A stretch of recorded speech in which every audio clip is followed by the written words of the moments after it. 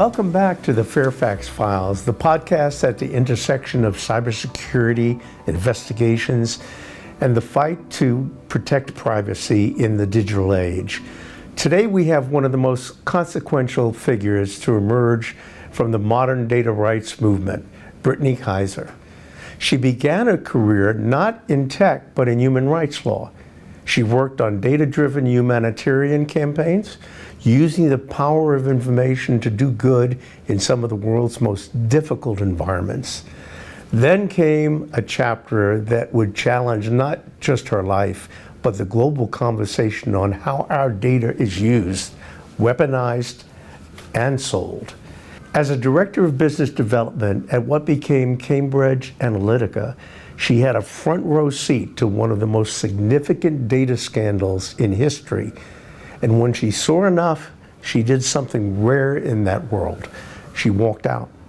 She went to Parliament. She cooperated with investigations on both sides of the Atlantic. She submitted her evidence to Transparency International. And she told the world exactly what had happened in testimony in her best-selling book, Targeted, and on screen in the Netflix documentary, The Great Hack.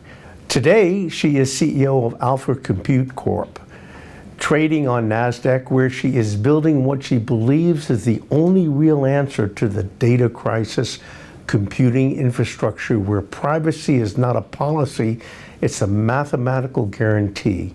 Brittany, thank you so much for joining us today. It's a beautiful day in New York, and we're overlooking Central Park.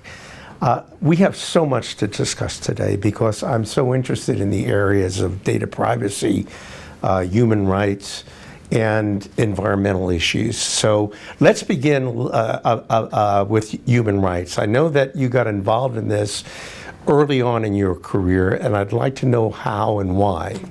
My first interest in human rights was protecting humans and their environment. I became an environmental activist at a very young age and started working for Environment America while I was still in high school. I was at boarding school at Phillips Academy, Andover, and got involved in a cause.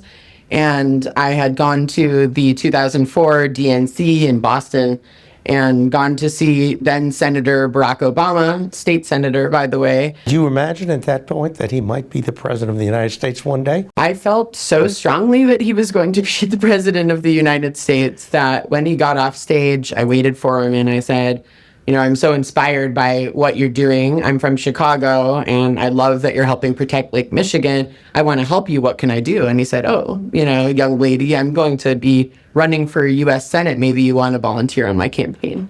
And so I did. And that began my journey of understanding how you can get involved in campaigns, how you can advocate for causes, and how you can use political power to have positive impact in people's lives. Wasn't that campaign, correct me if I'm wrong, his U.S. Senate campaign and subsequently his presidential campaign was in part driven by data and information technology? Yes, absolutely. So in the senatorial campaign, we started to use emails for fundraising, which then was very new. We also did that for Howard Dean's presidential campaign before he lost to John Kerry. And we were breaking all fundraising records just by using emails for the first time to reach out and ask people for donations.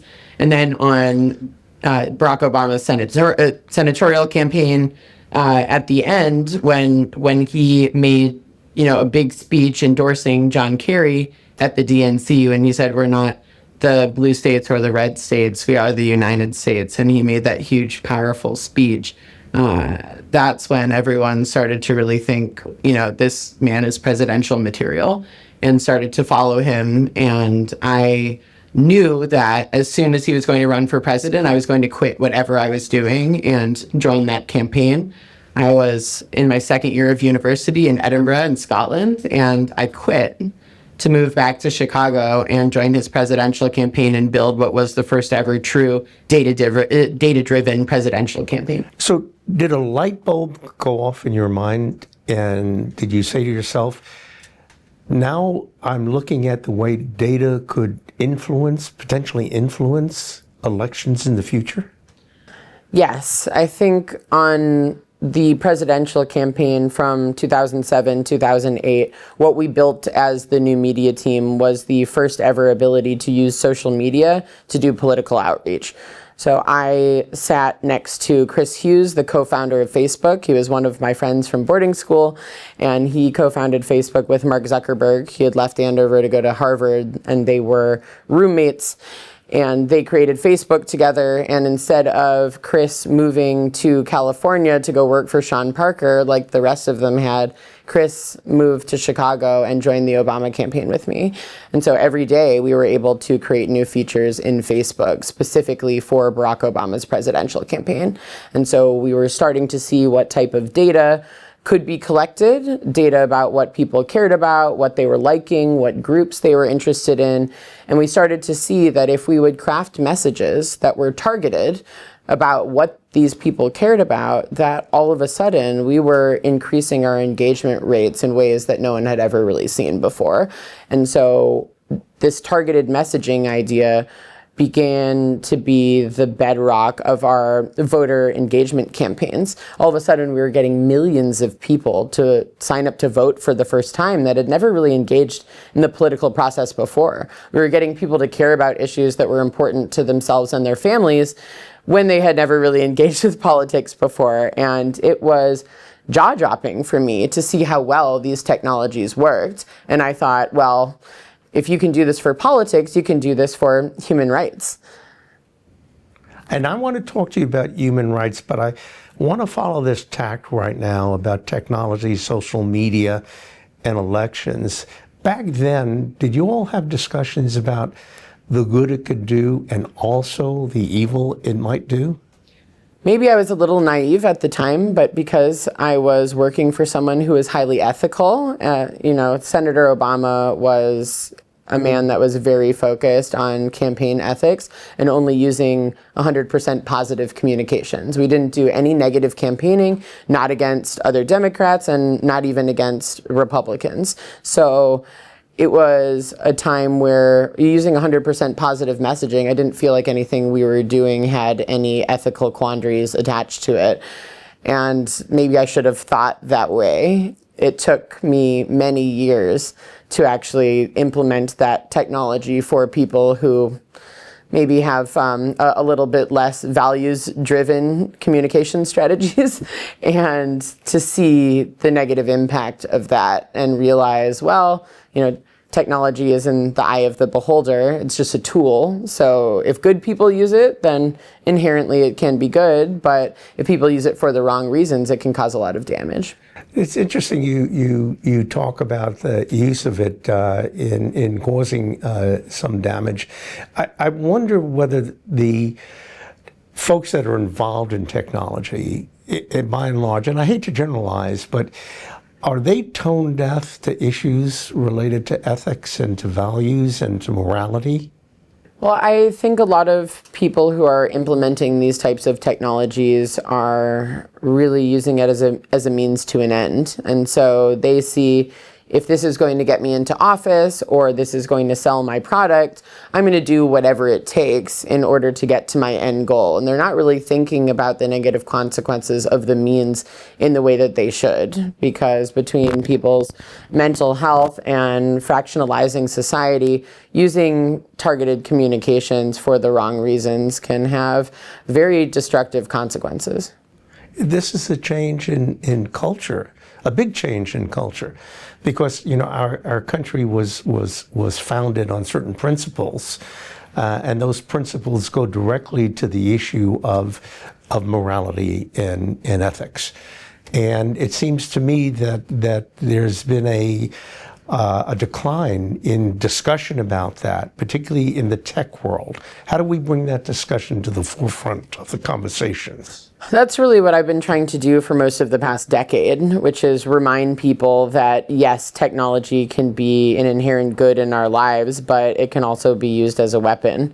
And if we are not careful in terms of thinking about legislative and regulatory protections, and also as, I'm the CEO of a tech company, thinking as a tech executive, what are my products and services actually doing to society, and how do I negate the harms? How do I lower the risk of what I'm putting out there?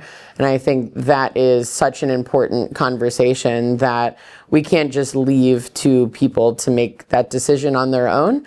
And that's why I've spent so much time on the legislative and regulatory front to make sure that instead of some of these technologies being in a gray area, that abusing technologies becomes illegal. Given the advances in technology through AI, is it really possible to regulate? Well, the law doesn't always keep up with how fast technology is moving. We do know that. But there are some fundamental principles that we should expect in our digital lives, which is that we already have laws about in our civil society that we really expect to be followed. We expect to not have, slander and libel. We expect to not have incitement of violence. We expect to not have, incitement of racial hatred. We expect to not have voter suppression. And that's illegal in almost every country, yet targeted communications used in the political process often are doing many of the above. But shouldn't we also expect to have the right to privacy? And isn't that horse kind of out of the barn at this point? It's hard to say today that anyone truly has privacy, and I really hate to have to say that, but it is really true. The way that technology functions is inherently extractive, which is to take as much data from you as possible and pull it up the value chain so it creates a more powerful company. Most of big tech companies, their valuation is based off of how much of our data that they have. And so because that's their business model, it's really hard to make technology non-extractive. And now in the age of AI, it becomes even more disastrous because people are sharing within AI even more intimate information than you normally would on a social media platform. So we're starting to see that the conversation around data protection and privacy is nearly essential to protecting ourselves as individuals, our families, our businesses. People are signing terms and conditions that they've never read before, and they're uploading their entire lives into Claude or ChatGPT, and then they no longer own their IP, their copyright. Their patents aren't going to stand up in court. They can have malicious hackers get access to their most personal information, even classified information, because government departments are using these tools. So for me, I'm highly concerned for not just personal reasons, but for national security purposes, that we're not taking the data protection conversation more seriously. But you also, and you mentioned that they no longer own the data because it's out in the cyber world. But you also believe that they should be compensated in some way for the use of their data. Yes, absolutely. So my obsession with data ownership as a property right is really to start thinking about our data the way that we think about other valuable property, because both in the United States and many other countries in the world, property rights law is the strongest form of law. As a human rights lawyer, again, I don't like to have to admit that, but winning a human rights case is very difficult. Winning a property rights case, you basically always win if you can prove that your property's been damaged. And the way that property normally works is that if someone wants to use your property, kind of like an Airbnb model for a house, they tell you who they are, what they're going to use it for, how much you're going to get compensated, and you get paid before you hand away the keys. And if they damage it while they have the keys, you get compensated for it, and you get the keys back at an agreed time. That is something that everyone can understand, and that's the way that I want people to start thinking about their data. There's now a global movement for data to be its own asset class and to be valued on a balance sheet. So I think a lot more companies especially are going to start thinking about their data as a true asset that is valuable, that can be written onto their balance sheet, and they're not going to give it away to other companies as easily as they have. Okay, now I'm going to say two words that perhaps you'd never want to hear again. Cambridge Analytica. You went back overseas, didn't abandon our country, but left it for a while. And you started working in the human rights area, which we're going to talk about. But somehow you wound up back in technology and was head of development, business development at Cambridge. An experience that perhaps you'd want to forget, but one that you'll never be able to really forget. This was a classic example of the misuse of data for political purposes. Over 80 million people, Facebook users, had their data scraped, and they were victimized essentially by a political process beginning in really the 2016 Trump campaign. I suspect that you had high hopes that when you went there, you'd be doing good for society. What happened? Originally, I had moved back to London to finish my law school and to work at Amnesty International, which for me was really exciting. I was working on implementing human rights education into 13 different countries around the world, and was very focused on training as a human rights barrister. My academic concentration was prevention and punishment of crimes against humanity. And so I was doing all of that work, and after Amnesty International started working on implementing what I had learned on the Obama campaign for nonprofits and charities and other NGOs that were based in London, and felt really good about what I was doing. But as I entered into my PhD, which ended up being, prevention of atrocity crime, it ended up being more about data science than about diplomacy. And I realized I did not know enough about data to write about how we could build early warning systems to prevent crisis. And so I needed to learn more about data science and how that functioned and advanced predictive algorithms. And so I had a friend of mine introduce me to the CEO of Cambridge Analytica, Alexander Nix. And he gave me a job almost immediately. He was pretty excited to be hiring an Obama girl for his elections company.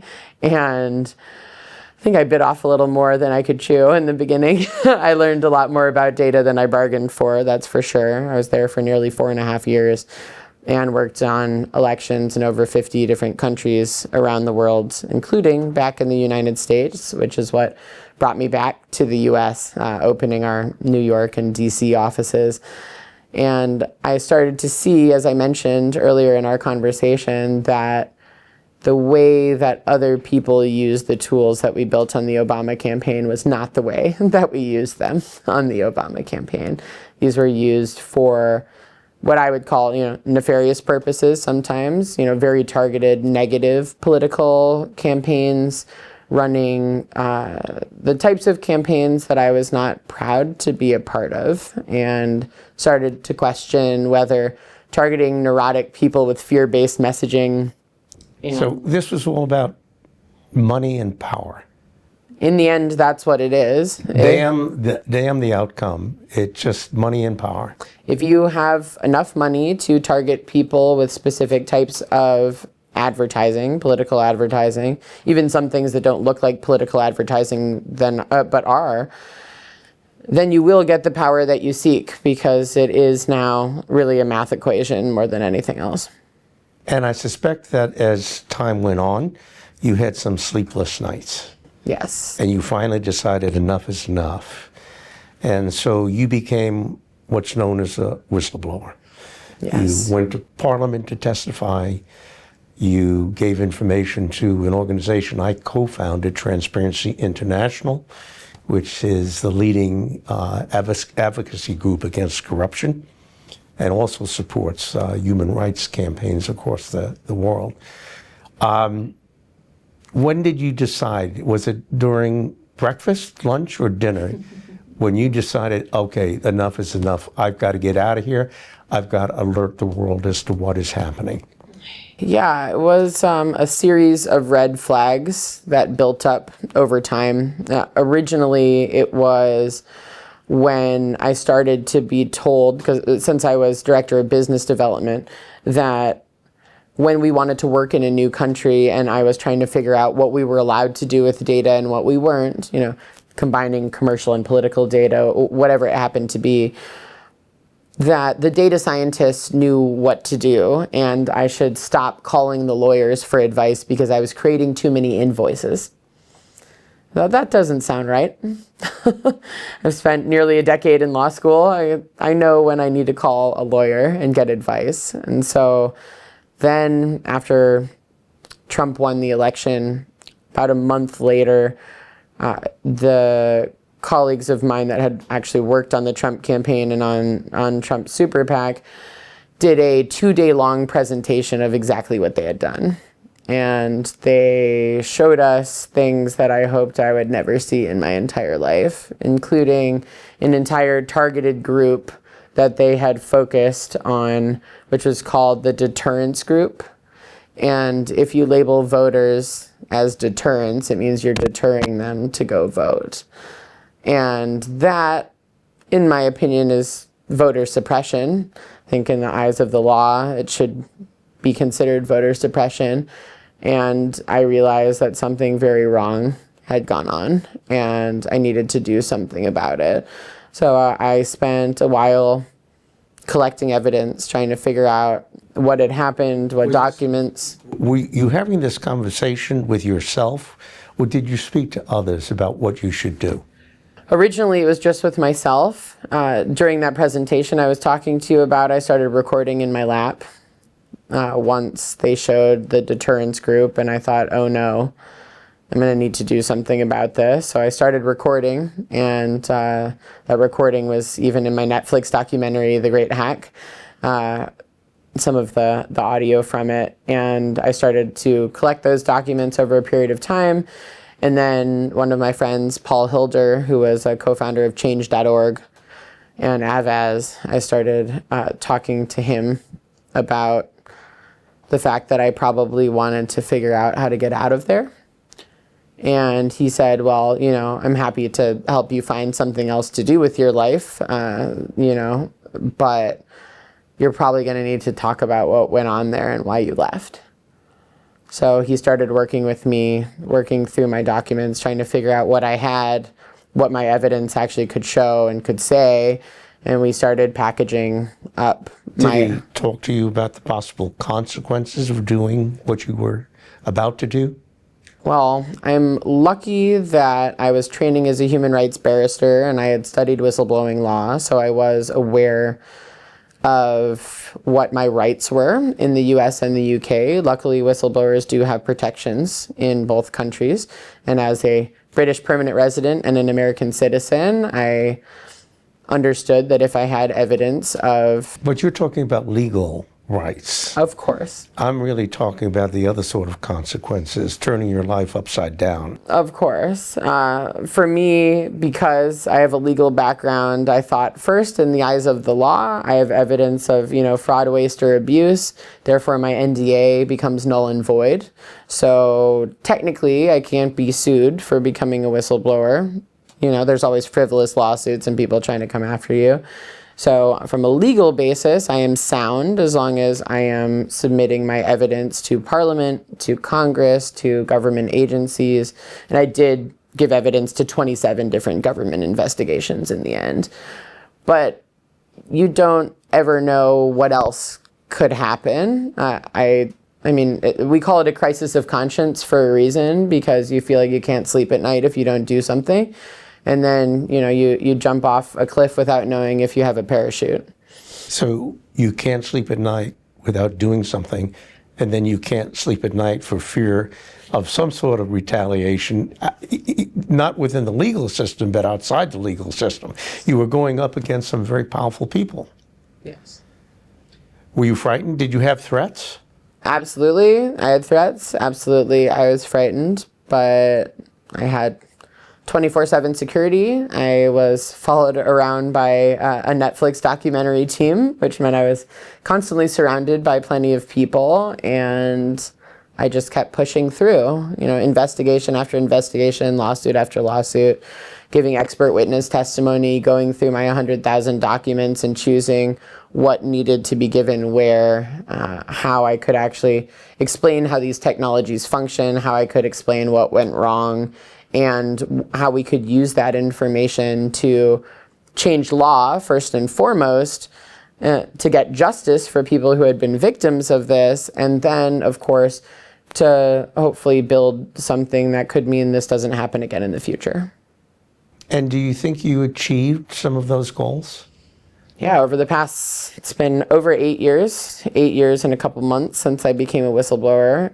I have helped write and pass over 60 different laws in the United States. Many of those have been adopted not just in the US, but abroad as definitions of your digital assets being intangible personal property, definitions of custodianship and fiduciary responsibility around data, definitions around technology and ethics, especially in the political process. So a lot more regulations around political advertising, labeling of political advertising, labeling of disinformation and misinformation, labeling of edited videos and images, especially AI edited videos and images.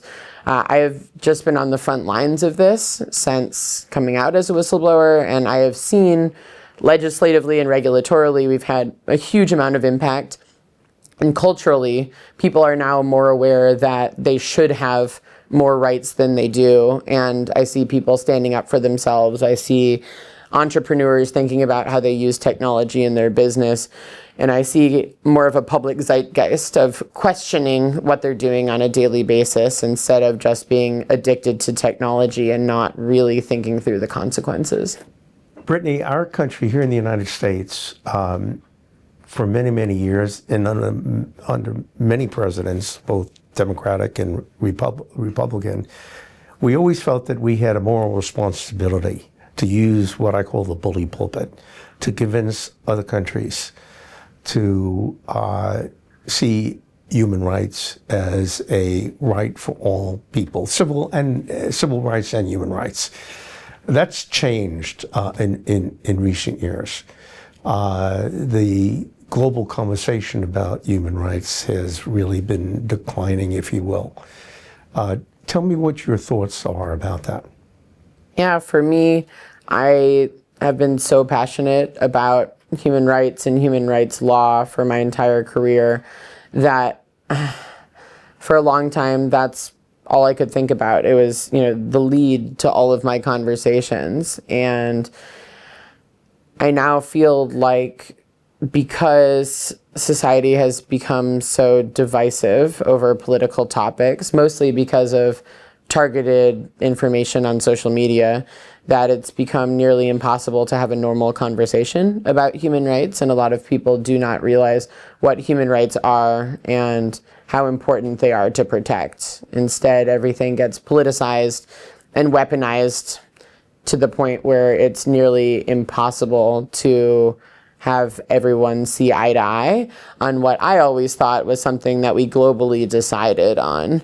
We have our human rights charter, we have international agreements and treaties to protect human rights, but actually trying to implement that through different political systems these days is becoming harder and harder.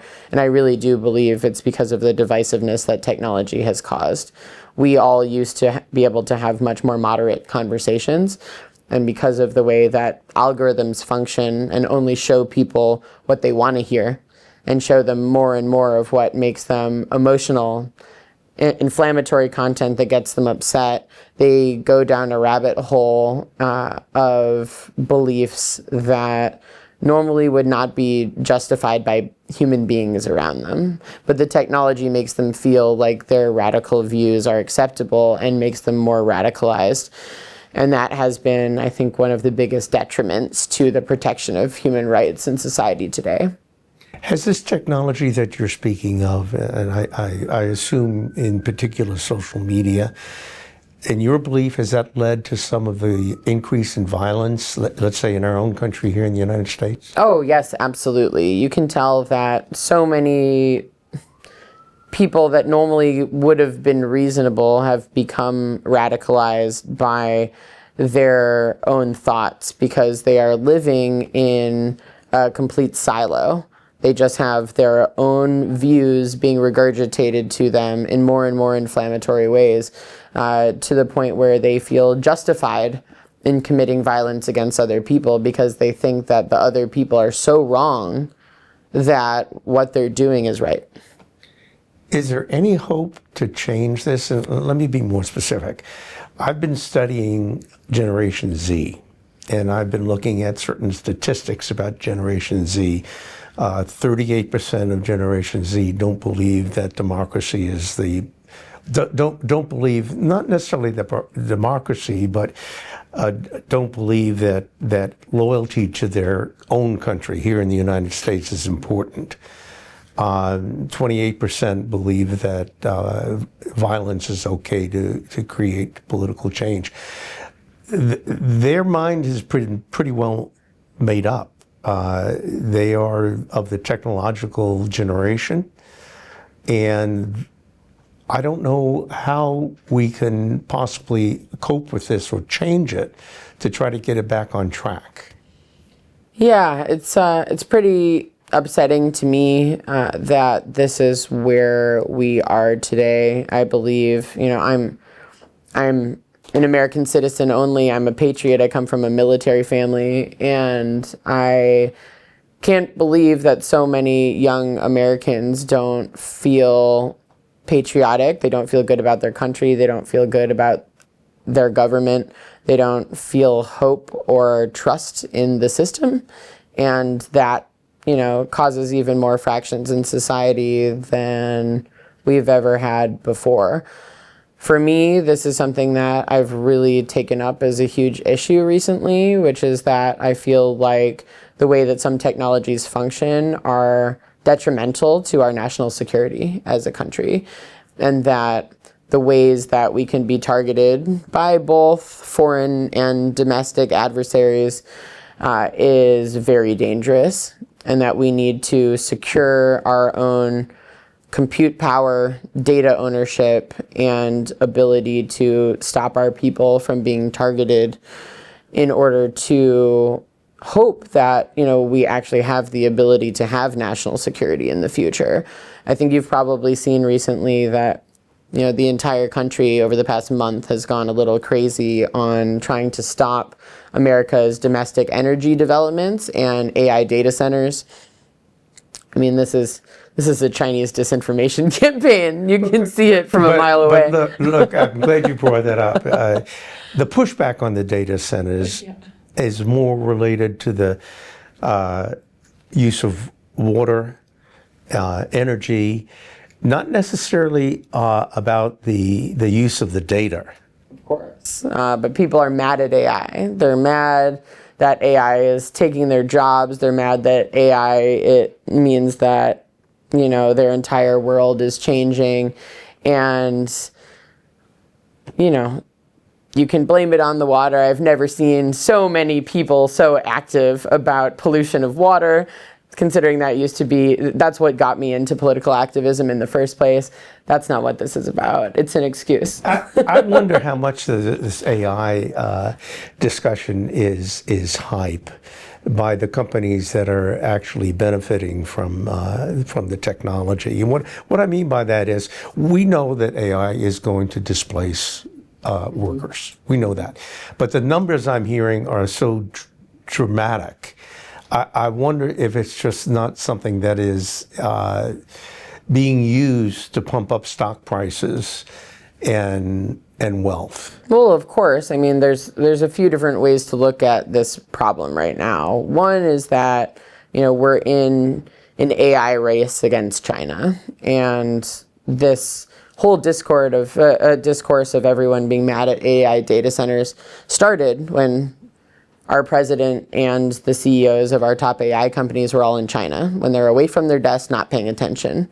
All of a sudden, there's a huge campaign across America, all targeted disinformation on social media about how AI data centers are destroying the environment, destroying people's lives, taking away people's jobs, et cetera, and so forth.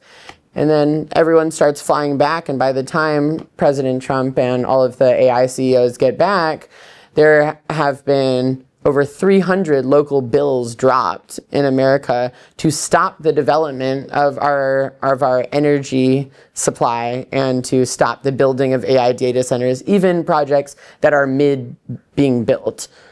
like in the middle of building the data center. This is one of the craziest cyber warfare campaigns I've ever seen in my entire life. But there are limitations to AI. I mean, look, AI, whether it be ChatGPT or Claude or whatever the medium, it can write a beautiful eulogy for a funeral, but AI can't cry. It can. I love that. It can write jokes, but it can't laugh. It can write a symphony, but it doesn't have the feeling that Beethoven had or others had. The thing that AI can't do is critical thinking and emotion. And we have to be able to get that message across, I think, to the population. And I think where I'm coming from is that if we're ever going to hope to be able to use AI safely, that we need to be able to process AI locally within our borders. We need to be able to run AI that isn't created by other countries. We need to be able to protect everyone's data so that AI isn't constantly collecting so much about you that it's able to manipulate you. You've probably noticed that, you say, AI has no emotions, but it's sycophantic. It tries to please you. So it always tries to tell you what you want to hear. And that is creating a huge addiction to artificial intelligence, where young people are no longer even, using their own brain to think.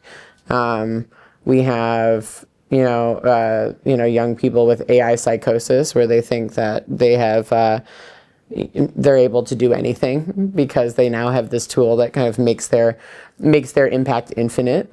And the only way to really protect this is to have data protection locally within our borders so that we can run our own AI models and be able to stop the way that the data is collected and used to target us back.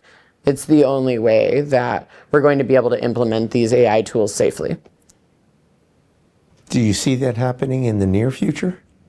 Yes, that's why I started my company. I'm the CEO of Alpha Compute. We do something called confidential computing, where we allow people to run large language models, so you can run AI without anyone getting access to your data.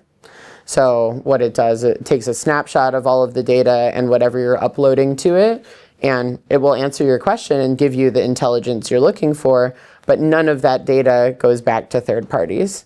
And one of the most dangerous things about AI is the amount of data it's able to collect from you and learn about you, and then start to manipulate you and addict you to it. It's called mind capture. Exactly.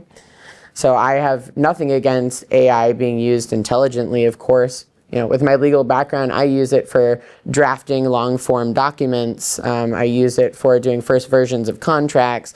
I absolutely love it. It's making my life so much easier and making me and my business so much more impactful. But I run it on confidential computing, so the owners of those large language models get zero of my data. I still have my IP, my copyright, my patents will hold up in court. And if I'm working with government data, all of that classified information remains classified, and it doesn't go to third parties. Confidential computing is used by the Department of War. It's used by Amazon and Alibaba for global secure shipping, but it's not given to the people. So this is the future of data privacy. Absolutely. And it's being done mathematically. Yes, it's a mathematical proof called ZK proofs that show that none of your data is going to third parties. So it's just math. You don't have to trust it. It shows you that it's impossible for anyone to get access to your information, which means that, healthcare companies and the Department of Health, everything that they would be running would be automatically HIPAA compliant. If you are in another regulated industry like finance or military or government, all of your data remains yours. All of it remains within that department, within your database, and never goes to third parties. This is the opposite of the way that most technology functions, and it's why nobody's promoting it. It took me the past 9 months to find all of the best people in the world, the best cryptographers, the best engineers and developers out of NVIDIA and Intel, and find people that are actually able to do this type of work and start to be in a place where we can make this accessible for people. Well, Brittany, look, I thank you for being with us today, and I'm impressed by the work you're doing to try to save, frankly, humanity from itself. The work you're doing not only in data protection, but also promoting human rights is so important in this time of diversity and dissent. We have to make sure that the internet that we hand to our children is, there's one of two internets, and one of them is going in the complete wrong direction. We've already had lost generations to addictive technology where everyone's been negatively targeted. But then there's another one. There is an internet that's possible where we own all of our data, where we have control and transparency and permission structures to how that data is used, where we can earn money every day by deciding to share anonymized, safely shared data sets, and where we can run AI without those AI tools being able to target us and our families. That is possible. That internet does exist, and we need to make sure that that is the internet that we hand to the next generation. And not become captive to technology. Absolutely. It's a tool to improve our lives. The late, great Dr. Stephen Hawking used to say that we build technology to live in luxurious leisure. And what he meant by that is that we build technology so that we can pursue our passions and lead amazing lives, spend more time with our families and doing things that are important to us. It's just a tool, nothing more. Brittany, many parents today that I've spoken with are so fearful and concerned about the addictive nature of social media and the fact that they're having difficulty controlling their children's use of it. What advice would you give to them? The most important advice, number one, is to limit the use of it. You can't have your children stuck to a screen and exploring these tools at all hours of the night. It needs to be a certain amount of time that they're using it to learn new things that they want to learn, to help them with their homework, whatever it happens to be, but time limitation, number one. Otherwise, it becomes just as addictive as social media or gaming or gambling, really. Number two is when your children are using AI tools, make sure to go into the privacy settings and turn off the ability for their data to be used for training. When their data is used for training, it means that the AI learns so much about them that it is able to further addict them and manipulate them. And that's where we've seen, unfortunately, so many young people have been convinced by these tools to commit suicide or to even hurt their parents. I mean, it's really gotten quite bad. So that absolutely needs to be turned off. No training with kids' data. Thirdly, you should realize that it now is possible to run AI completely confidentially without any of the data being accessible by the company who owns the model. So when you're running AI, you have the ability to own all of that information, and none of that can ever be used to target you. I think this is just as important for parents as it is for entrepreneurs. Anyone that is working in their business and thinks that, Claude or ChatGPT is helping them with their business, actually it's stealing their business. I think you've probably seen OpenAI and Anthropic launching a new type of company every day, a new tool. Oh, guess what? Well, how did they learn how to make their own bank? How did they learn how to make an app development platform? Oh, because the companies that have all of that data uploaded it into their systems. And so they're able to just create a new business and replace their clients. That is highly dangerous, and I don't think people are thinking about that every day. So I highly recommend that everyone that listens to this look into what confidential computing is. We're making sure that it is accessible to everyone. Right now, it's very hard to understand. We want to make it easy so that people can enjoy themselves and use AI in a good, impactful way and not have it become, social media disaster 2.0. What would you say to the governments like the British government that is passing laws to restrict the use of social media by youth? I do believe in restricting social media to youth, but not communications technology. I think the biggest problem is that taking access away for young people is only going to hamper them in their career. What they really need to be doing is regulating social media companies so that they're not targeting children and collecting their data. There are plenty of ethical platforms that kids can use, and saying that they can't use those platforms is just going to make their lives harder, and they're just going to sneak away and figure out a way to do it anyway, to be fair. History has showed us, look at the era of prohibition against alcohol, it really didn't work. So history has taught us that banning, government regulation and banning of certain practices, particularly when it comes to technology, is not going to work. Exactly. I think it all comes back to data. If companies are not abusing people by collecting all of their data and using it to target them back, then there's a lot less issues with kids using digital platforms, and a lot less issues with every individual and your mental health when using these platforms.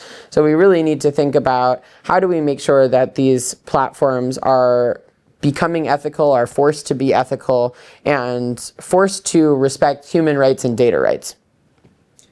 I don't think we can accomplish that, unfortunately, unless we ourselves are supportive of a culture that believes in ethics and values and morality. That's why I started the Own Your Data campaign over 8 years ago now, specifically to start a movement behind this idea that data rights are human rights, that our information is valuable and is an asset that we should be able to own and make useful for ourselves, to improve our own lives, to build our businesses, and that should not be able to be stolen from us and used against us. And I really believe that now there are, at least 1 billion people around the world that do understand that and that are getting behind that, and people are starting to choose privacy protecting platforms instead of the ones that are taking advantage of them. But it needs to be shouted from the rooftops. It needs to be something that everyone gets behind, and this cultural zeitgeist around privacy and data protection and data ownership needs to be first and foremost, to make sure that in the age of AI, we actually have the ability to have an ethical future with technology.